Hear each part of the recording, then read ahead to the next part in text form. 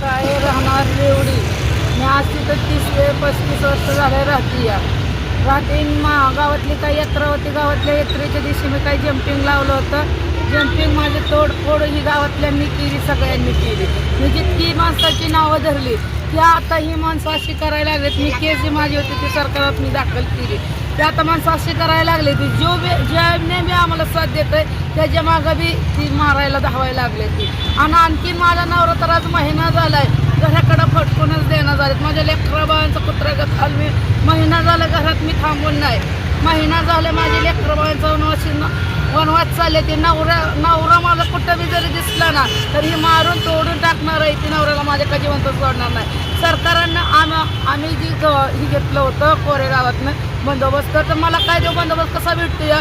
इथे गाडी 3 वाजता येते किंवा 2 वाजता येते ते 5 मिनटं लगेच जाते. ते ना असं नको, मला नीट माझ्या घरासाठी नीट बंदोबस्त आहे माझ्या घरासाठी.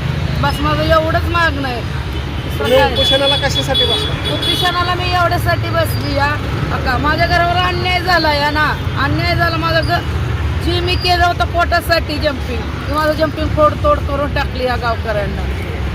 माझं ते जम्पिंगसाठी मी एकटी करून बसली या.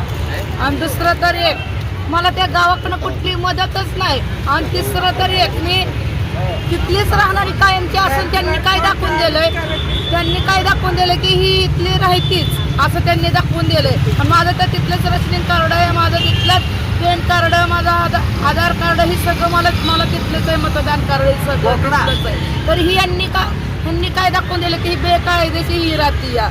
मग ही सगळं खोटं आहे ते ह्यांचं. कारण की का तर मी कंप्लेंट टाकली होती म्हणून.